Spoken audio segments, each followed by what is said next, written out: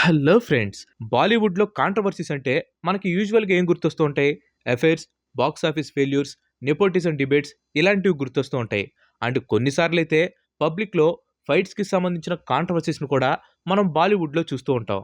కానీ ఈరోజు మనం మాట్లాడుకోబోయే కాంట్రోవర్సీ కంప్లీట్‌గా డిఫరెంట్. ఒక సైడ్ బాలీవుడ్‌లోనే మోస్ట్ స్టైలిష్ ఫ్రాంచైజ్. ఇంకోవైపు ఇండస్ట్రీలో మోస్ట్ ఎనర్జిటిక్ యాక్టర్. వీళ్ళిద్దరి మధ్యలో ఇగో క్లాషెస్, ప్రొడక్షన్ ప్రాబ్లమ్స్ అలాగే ఫ్యాన్ వార్స్ జరుగుతున్నాయి. ఇది ఎక్కడి దాకా వెళ్ళిందంటే ఫైనల్‌గా ఇందులో ఇండస్ట్రీ అసోసియేషన్ ఇన్వాల్వ్ అయింది. యెస్, మీరు గెస్ చేసిందే. ఈరోజు మనం మాట్లాడుకోబోయేది 'రణ్వీర్ సింగ్' అండ్ 'డాన్ 3' కాంట్రోవర్సీ గురించి. అసలు ఈ 'డాన్ 3' సినిమా విషయంలో ఏం జరిగింది? ఫ్యాన్స్ ఎందుకని బాగా సీరియస్ అవుతున్నారు? అలాగే 'షారుఖ్ ఖాన్' ఫ్యాన్స్ దీన్ని ఎందుకు అపోజ్ చేశారు? 'రణ్వీర్ సింగ్‌ని' మూవీ నుంచి ఎందుకు బ్యాన్ చేశారు? అసలు ఇదంతా నిజంగానే జరుగుతుందా? లేదా ఫిల్మ్ మేకర్స్ ఈ రూమర్స్‌ని పబ్లిసిటీ కోసం యూజ్ చేసుకుంటున్నారా? And biggest question, FWICE non cooperation issue అంటే ఏంటి? సో వీటన్నిటి గురించి ఈ వీడియోలో మనం కంప్లీట్‌గా తెలుసుకుందాం. Let's get into the show. ఈ కాంట్రోవర్సీ గురించి మనకు తెలియాలంటే ముందుగా మనం డాన్ ఫ్రాంచైజ్ గురించి తెలుసుకోవాలి. ఈ డాన్ మూవీ అనేది ఒక రీమేక్ మూవీ. అప్పట్లోనే అంటే 1978లో అమితాబ్ బచ్చన్ తీసిన సినిమాని షారుఖ్ ఖాన్ 2006లో రీమేక్ చేశాడు. అమితాబ్ బచ్చన్ తీసిన డాన్ మూవీ కల్ట్ క్లాసిక్ అయితే షారుఖ్ ఖాన్ తీసిన డాన్ మూవీ ఒక సెన్సేషన్ అయింది. స్టోరీ లైన్ సేమ్ అయినా కానీ షారుఖ్ ఖాన్ వర్షన్‌లో మ్యాసివ్ స్టైలిష్ అప్‌గ్రేడ్స్‌ని వాళ్ళు చేయడం జరిగింది.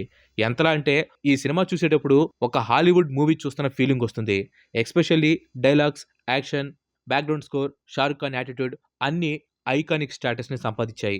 'డాన్ కో పకడ్నా ముష్కిల్ నై, నా మున్కిల్ హై' అనే ఈ డైలాగ్ ఇప్పటికీ, ఎప్పటికీ లెజెండరీ డైలాగ్‌గా ఉండిపోతుంది. ఆ తర్వాత 'డాన్ 2' రిలీజ్ అయింది. 'డాన్' అంత కాకపోయినా కానీ 'డాన్ 2' కూడా హిట్ అయింది. దాంతో ఫ్యాన్స్ ఇమ్మీడియేట్‌గా 'డాన్ 3' కోసం వెయిట్ చేయడం స్టార్ట్ చేశారు. ఆల్మోస్ట్ ఒక దశాబ్దం పాటు 'డాన్ 3' గురించి రూమర్స్ అనేవి బాగా రావటం మొదలయ్యాయి. ఇదిగో వస్తుంది, అదిగో వస్తుందని చెప్పి ఫ్యాన్స్‌ని వెయిట్ చేపిస్తూ వచ్చారు. కానీ 'డాన్ 3' మూవీ అయితే ఇప్పటి వరకు రాలేదు. బట్ సడెన్‌గా 'డాన్ 3' మేకర్స్ హ్యూజ్ అనౌన్స్‌మెంట్ ఒకటి చేశారు. అదే 'రణ్వీర్ సింగ్' ఎంట్రీ. 2023లో 'డాన్ 1, డాన్ 2' సినిమాలు తీసిన డైరెక్టర్ ఫరాన్ అఖ్తరే అఫీషియల్‌గా ఈ అనౌన్స్‌మెంట్ చేశాడు. అయితే అది ఫ్యాన్స్ ఎదురు చూస్తున్న అనౌన్స్‌మెంట్ అయితే కాదు. న్యూ డాన్‌కి సంబంధించిన అనౌన్స్‌మెంట్. 'డాన్ 3లో డాన్ క్యారెక్టర్‌ని రణ్వీర్ సింగ్ చేయబోతున్నాడని చెప్పి ఫరాన్ అఖ్తర్ అనౌన్స్ చేశాడు. దీంతో ఇంటర్నెట్ లిటరల్‌గా ఎక్స్‌ప్లోడ్ అయిపోయింది. ఆఫ్‌కోర్స్ కొంతమంది ఈ అనౌన్స్‌మెంట్ విన్నాక బాగా ఎక్సైట్‌గా ఫీల్ అయ్యారు. ఎందుకంటే 'Ranveer Singh' energy, swag, over the top acting ఇవన్నీ కూడా స్టైల్ డాన్ క్యారెక్టర్‌కి కరెక్ట్‌గా సెట్ అవుతుందని చెప్పి కొంతమంది ఫీల్ అయ్యారు. కానీ ఎక్కువ శాతం మంది మాత్రం రణ్వీర్‌ని డాన్‌గా అస్సలు ఒప్పుకోలేదు. ఇన్‌ఫాక్ట్ చాలామంది డిసప్పాయింట్‌మెంట్‌తో పాటు కోపాన్ని కూడా చూపించారు. ఎందుకంటే వీళ్ళందరికీ డాన్ అంటే షారుఖ్ ఖానే గుర్తొస్తాడు. సీ 'డాన్' సినిమాని మొదట్లో అమితాబ్ బచ్చన్ గారు చేసినా కానీ ఆ తర్వాత అదే స్టోరీతో మల్టిపుల్ లాంగ్వేజెస్‌లో సినిమాలైతే రీమేక్ అయ్యాయి. కానీ డాన్ క్యారెక్టర్‌ని ఓన్ చేసుకుంది మాత్రం షారుఖ్ ఖాన్ ఒక్కడే. షారుఖ్ ఖాన్ డాన్ రోల్‌ని చేసిన విధానం టోటల్‌గా డిఫరెంట్. ఒక యాంటీ హీరో షేడ్‌తో ఫ్యాన్స్‌ని మెస్మరైజ్ చేశాడు. అండ్ మనందరికీ తెలుసు ఆడియన్స్‌కి కొన్ని క్యారెక్టర్స్‌తో ఎమోషనల్ అటాచ్‌మెంట్ అనేది బాగా ఏర్పడుతుంది. Like Robert junior. Robert junior అనటం కంటే టోనీ స్టార్క్ అనే పేరుతోనే తనని ఎక్కువగా పిలవటానికి ఇష్టపడతారు. అండ్ హ్యూ జాక్‌మ్యాన్ అతన్ని వాల్వరిన్ అని పిలవటానికే ఎక్కువగా ఇష్టపడుతూ ఉంటారు. సేమ్ అలాగే షారుఖ్ ఖాన్‌ని బాలీవుడ్‌లో డాన్ అని పిలవటానికి ఇష్టపడుతూ ఉంటారు.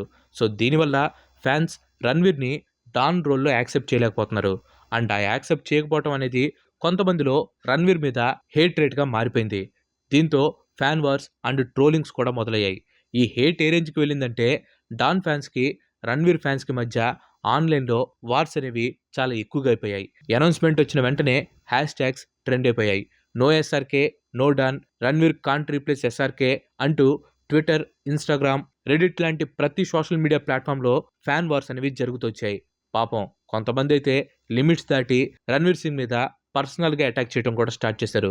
'Ranveer Singh is too loud for Don' అని చెప్పి కొంతమంది అంటూ ఉంటే, ఇంకొంతమంది 'he is copying SRK style' అంటూ హేళన చేయడం మొదలుపెట్టారు. ఆఫ్‌కోర్స్ రణ్వీర్‌కి సపోర్ట్‌గా కామెంట్ చేసేవాళ్ళు కూడా ఉన్నారనుకోండి.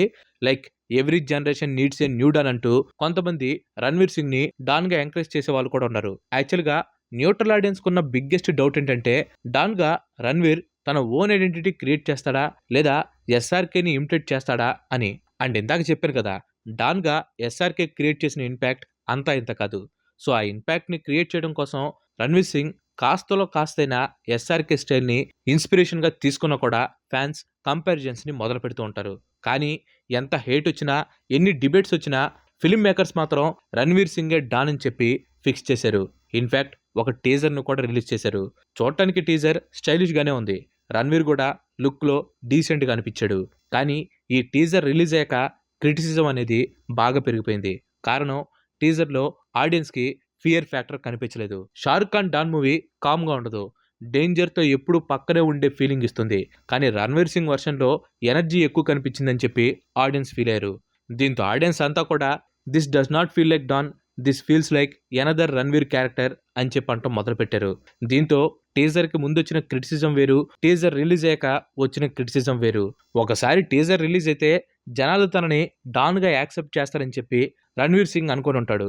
కానీ టీజర్ రిలీజ్ అయిన తర్వాత కూడా రణ్వీర్ని ఫ్యాన్స్ డాన్ క్యారెక్టర్లో అస్సలు యాక్సెప్ట్ చేయలేదు. ఇదే టైంలో ఇండస్ట్రీ సర్కిల్స్లో రూమర్స్ రావడం స్టార్ట్ అయ్యాయి.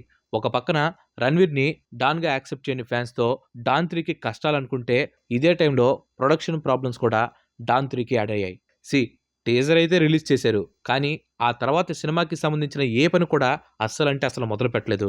దాంతో రణ్వీర్ సింగ్లో ఫ్రస్ట్రేషన్ అనేది మొదలైంది. అండ్ కొన్ని రూమర్స్ ప్రకారం రణ్వీర్ సింగ్ సక్సెస్ అండ్ ఫేమ్తో డాన్ 3 మేకర్స్ సాటిస్ఫైగా లేరంట. యాక్చువల్గా ఆ మాట ఇప్పుడు అనలేదు. ఎందుకంటే దురంధర్తో Ranveer Singh pan India star అయిపోయాడు. కానీ డాన్ 3 అనౌన్స్మెంట్ అప్పుడు రణ్వీర్కి అంతగా ఫేమ్ అయితే లేదు. సో ఫిలిం మేకర్స్ కాస్త డౌట్లో పడి రణ్వీర్ని రీప్లేస్ చేయాలనే ఆలోచనలో పడ్డారంట.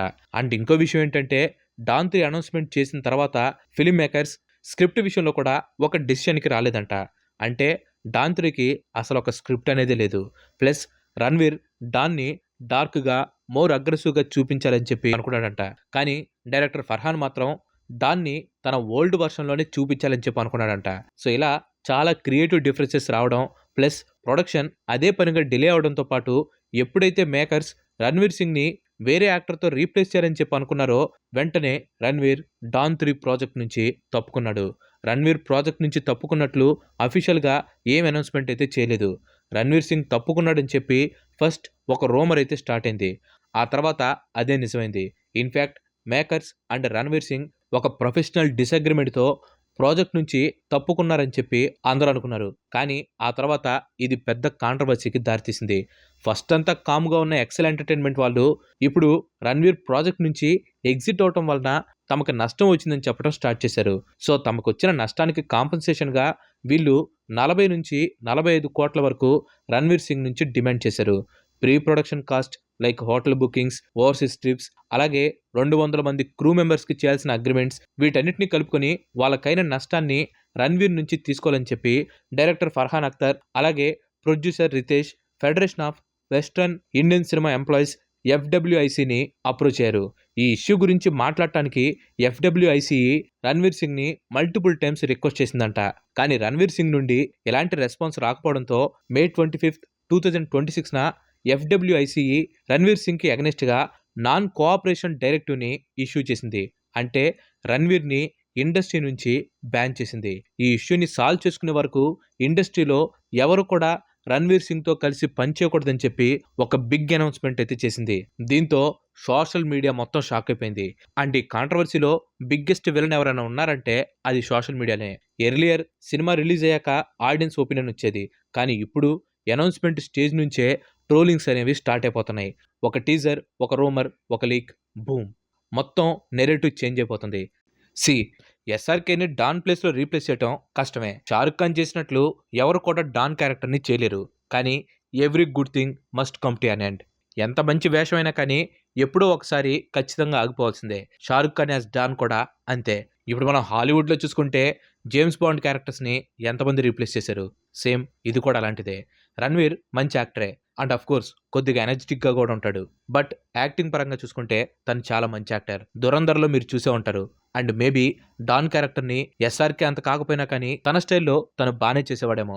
కానీ ఆ ఛాన్స్ సోషల్ మీడియా ఇవ్వలేదు. స్టార్టింగ్ స్టేజ్ నుంచే క్రిటిసిజంని మొదలుపెట్టారు. రణ్వీర్ సింగ్కి తన టాలెంట్ని చూపించుకునే ఛాన్సే లేకుండా చేశారు. సో ఈ కాంట్రవర్సీలు ఎవరైనా విలన్ ఉన్నారంటే అది సోషల్ మీడియానే. అండ్ ఈ కాంట్రవర్సీతో రణ్వీర్ సింగ్కి చాలా నష్టం జరిగే ఛాన్స్ కూడా ఉంది. మెయిన్గా దురంధర్తో తనకు వచ్చిన పాన్ ఇండియా స్టార్ ఇమేజ్ ఖచ్చితంగా ఎఫెక్ట్ అవుతుంది.